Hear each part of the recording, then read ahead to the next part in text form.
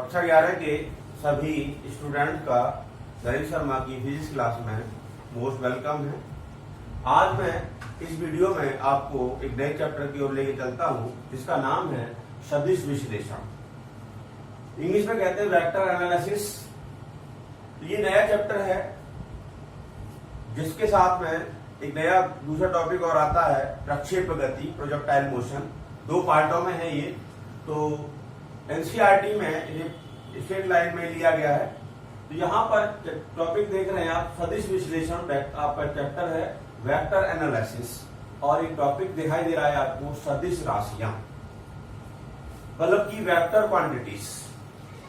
तो जो आपने भौतिक राशि हमने बताई थी कि एक ऐसी फिजिकल क्वांटिटी, एक ऐसी क्वांटिटी जिसका मेजरमेंट पॉसिबल होता है, उसे हम क्या कहते हैं, फिजिकल क्वांटिटी कहते हैं।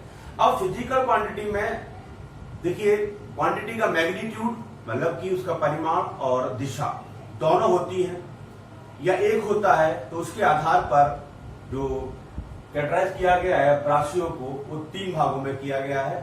2 भाग हमारे यहाँ पर मुख्य हैं जिसमें से एक है सदिश मतलब वेक्टर राशियां। सदिश राशियां वेक्टर क्वांटिटीज, ये क्या होता है? तो वे भौतिक राशियां जिनको इंट्रोड्यूस करने के लिए क्या चाहिए?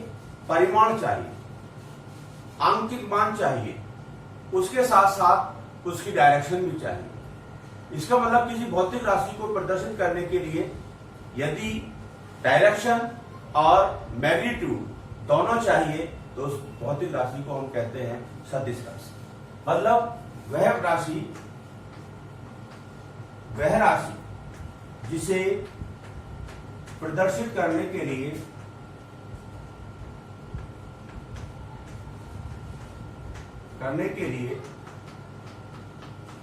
दिशा, डायरेक्शन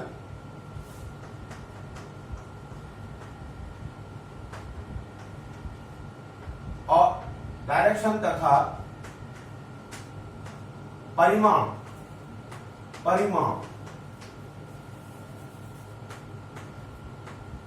बोले तो मैग्नीट्यूड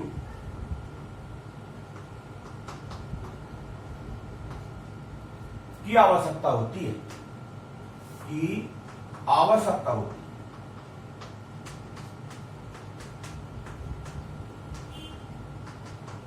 सदिश राशि कहलाती है। सदिश का मतलब वेक्टर।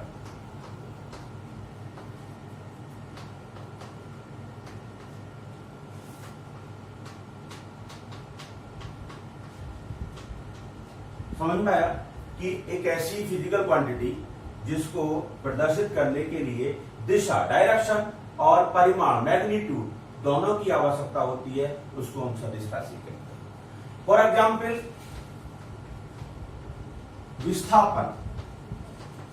विस्थापन बोले तो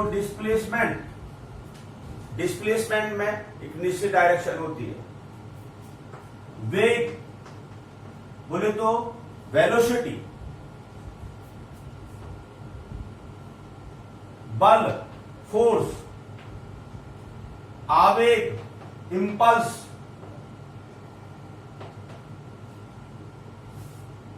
वैद्युत क्षेत्र की तीव्रता, वैद्युत क्षेत्र, गुरुत्वीय क्षेत्र आदि, ये सारी जो फिजिकल क्वांटिटी है ये आपकी वेक्टर क्वांटिटीज कहलाती है, सदिश राशियां कहलाती है। ये सदिश राशियां हुई। अब इसके बाद नंबर 2 पे आती हैं अदिश राशियां।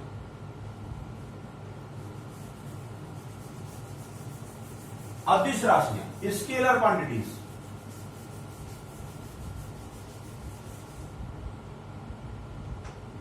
अदिश राशियां मतलब स्केलर क्वांटिटीज।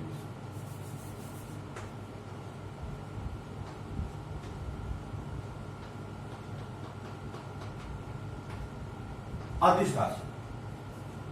अब वे भौतिक राशियां जिनको प्रदर्शित करने के लिए केवल परिमाण की आवश्यकता होती है, दिशा की नहीं होती है, उसको हम क्या कहते हैं? हम अदिश राशियां कहते हैं, स्केलर कहते हैं। वे भौतिक राशियां, वे या वह भौतिक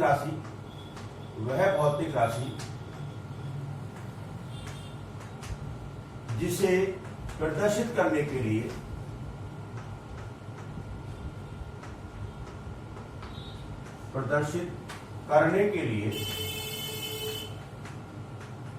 केवल परिमाण मैग्नीट्यूड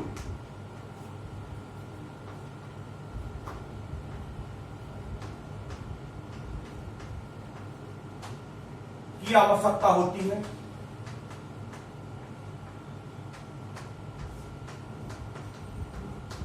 दिशा की नहीं,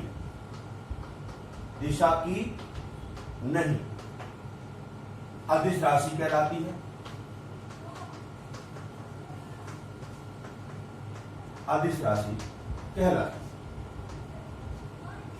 मतलब फिजिकल क्वांटिटी को अगर इंट्रोड्यूस करना है, इंट्रोड्यूस करने के लिए ओनली हमें क्या चाहिए, उसकी डायरेक्शन, मैग्नीट्यूड चाहिए, डायरेक्शन नहीं चाहिए, तो हम कहेंगे वो क्वांटिटी जो है वो स्केलर क्वांटिटी है। लाइक एग्जाम्पल देखें, द्रव्यमान, मास, बोलो, मास, घनत्व, डेंसिटी, चाल, स्पीड, दूरी, टेम्परेचर, एनर्जी एक्सेट्रा, ये सारी क्या कहलाती है? ये आपकी ऐसी फिजिकल क्वांटिटी है जिनको इंट्रोड्यूस करने के लिए केवल क्या चाहिए, मैग्नीट्यूड चाहिए, डायरेक्शन नेसेसरी नहीं है, तो इसको क्या कहते हैं हम? आपका अदिश राशियां, स्केलर क्वांटिटीज कहा जाता है। तो अब ये दो आप समझ गए। इसके बाद में तीसरी फिजिकल क्वांटिटी आती है टेंसर,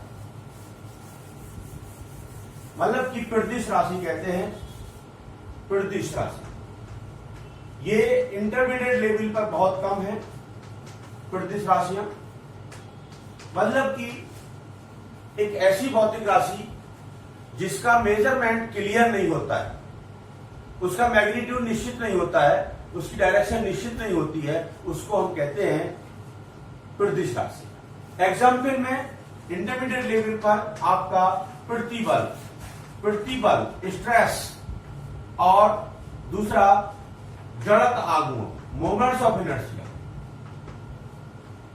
इनको हम प्रतिश राशि में रहते हैं, टेंसर कहते हैं इसको, टेंसर।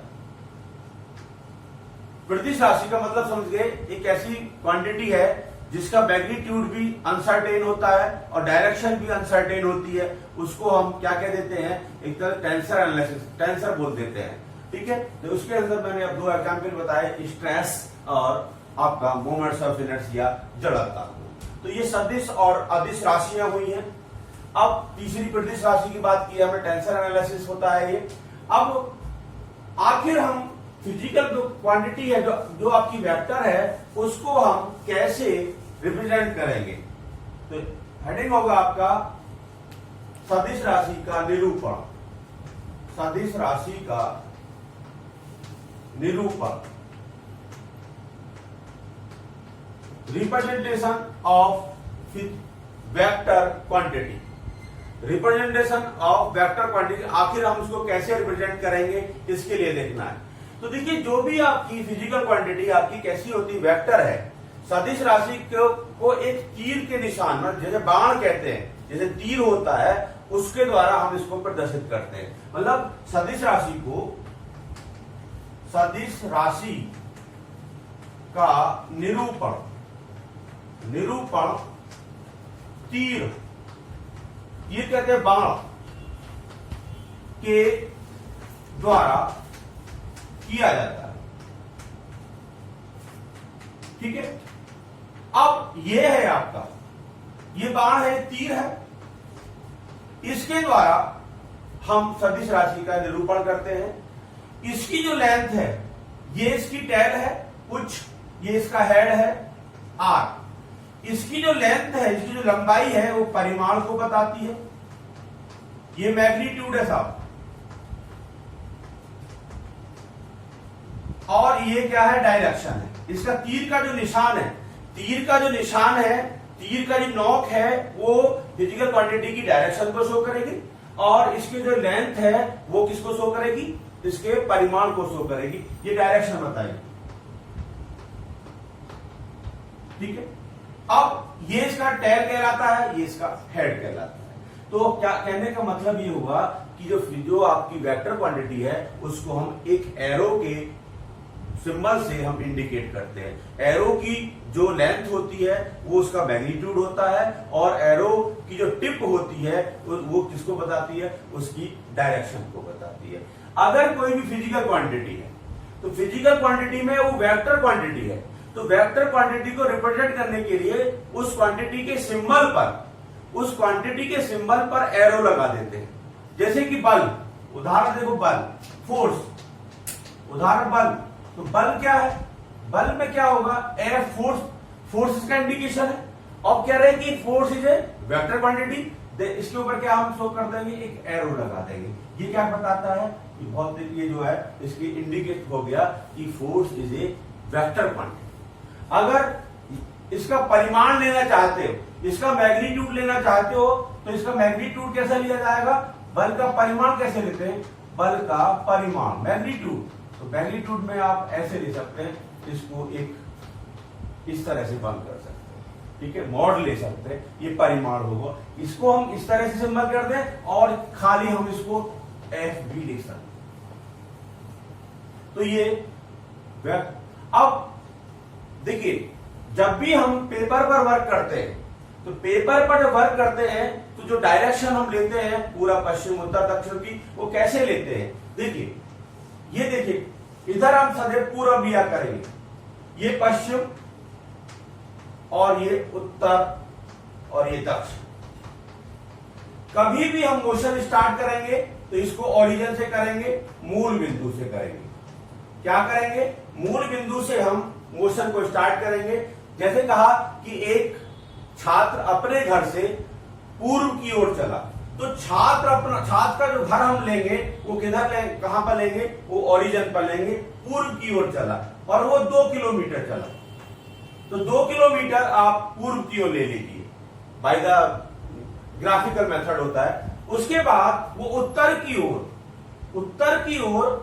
3 किलोमीटर चला, उत्तर की ओर 3 किलोमीटर चला, तो हमने उत्तर की ओर 3 किलोमीटर ले लिया।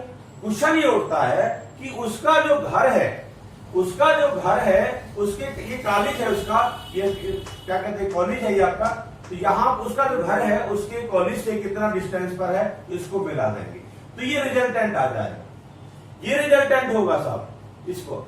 अब डिस्टेंस देखिए, डिस्टेंस तो ये हो गया 2 किलोमीटर, 3 किलोमीटर, क्या हो गया, 5 किलोमीटर हो गया।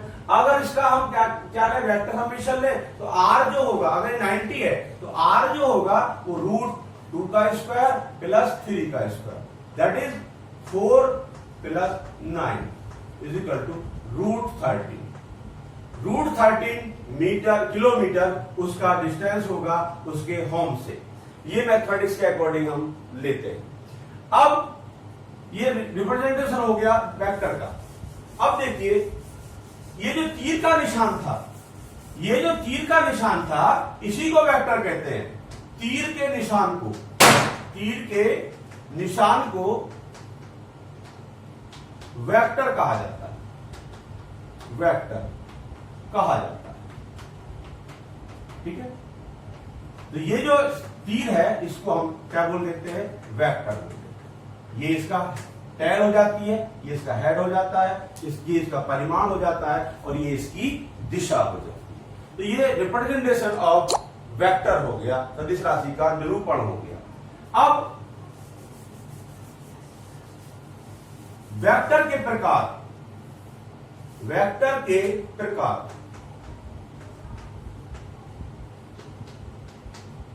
अब इसमें जाएंगे types of vectors. Types of vector में देखिए, सबसे पहले समान वेक्टर, इक्वल वेक्टर, समान वेक्टर, इक्वल वेक्टर। ऐसे दो वेक्टर जिनका मैग्नीट्यूड समान हो, उनकी डायरेक्शन समान हो, क्या कहलाते हैं, इक्वल वेक्टर कहलाते हैं। देखिए, अगर दो वेक्टर लेके चल रहे हैं, एक वेक्टर ये देखें आप, इसका ये ए है, और इसी डायरेक्शन में इसी लेंथ का दूसरा वेक्टर आपका क्या है, b है।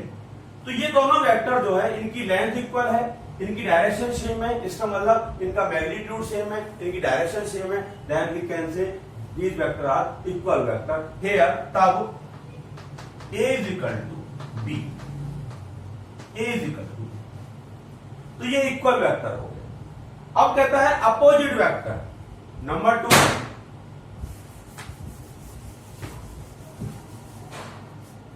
नंबर 2 विपरीत वेक्टर, अपोजिट वेक्टर, ऐसे दो वेक्टर जिनका मैग्नीट्यूड तो सेम होता है परंतु उनकी डायरेक्शन जो होती है वो जस्ट अपोजिट होती है। कैसे कि मैंने एक वेक्टर ए लिया, ये ए वेक्टर है और इसके इक्वल नहीं, बिल्कुल इसके जस्ट अपोजिट परंतु इक्वल लेंथ पे वेक्टर बी है, देन तब ये क्या कहलाएंगे, ये विपरीत वेक्टर कहलाएंगे, opposite vector. Then A is equal to minus B, A is equal to minus B, that is opposite vector. Next unit vector, third unit vector, एकांक वेक्टर, एकांक वेक्टर इसको कहते हैं यूनिट वेक्टर। देखिए एक ऐसा वेक्टर जिसका परिमाण एक हो, एकांक हो, उसे हम क्या कहते हैं, यूनिट वेक्टर कहते हैं। मतलब एक का डेफिनेशन क्या होगी, which vector has unit magnitude is called unit vector. अब यूनिट वेक्टर को कैसे रिप्रेजेंट करते हैं, लेट माना कोई वेक्टर ए है और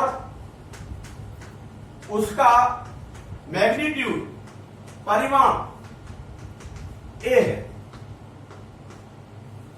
तब वेक्टर ए का यूनिट वेक्टर ए कैप से इसको हम इंडिकेट करते हैं, A cap is equal to A upon mod A, vector upon its mod का जो रेशियो होता है वो यूनिट वेक्टर कहलाता है। इसके बाद नेक्स्ट जीरो वेक्टर,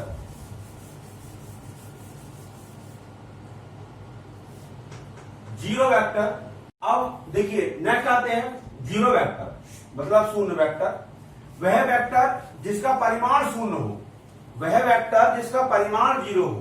मतलब जीरो वेक्टर का मतलब क्या होता है, एक ऐसा वेक्टर जिसका परिमाण शून्य हो। आप कहेंगे परिमाण शून्य कैसे, कि उसका जो इनिशियल जो पॉइंट है और फाइनल पॉइंट है दोनों के दोनों संपाती हो, वह वेक्टर जिसका परिमाण शून्य हो, दैट इज पॉइंट में चलता है, वह वेक्टर जिसका परिमाण मैग्नीट्यूड परिमाण शून्य हो, शून्य वेक्टर कहलाता है, शून्य वेक्टर कहलाता है। इसे जीरो के ऊपर एरो लगा दो से प्रदर्शित करते हैं।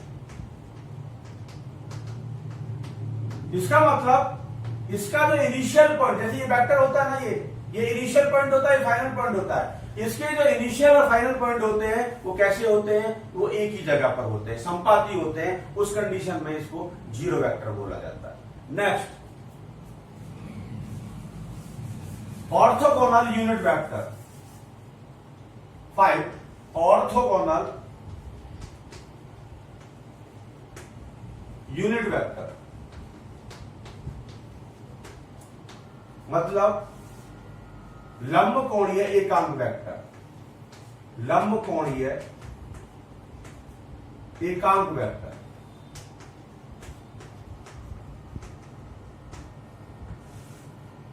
देखिए एक्स अक्ष, वाई अक्ष और जेड अक्ष, 3 एक्सिस लेके चलते हैं।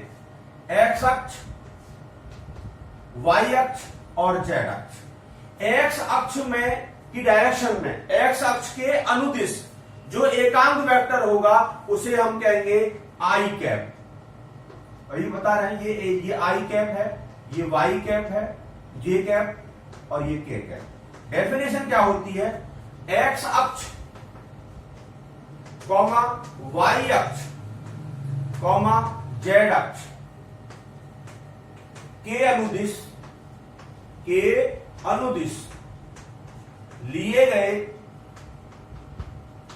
एकांक वेक्टरों को लंब कोणीय मतलब ऑर्थोगोनल लंब कोणीय एकांक वेक्टर कहा जाता है। इन्हें आई कैप लगाएंगे, जे कैप और के कैप से डिनोट करते हैं।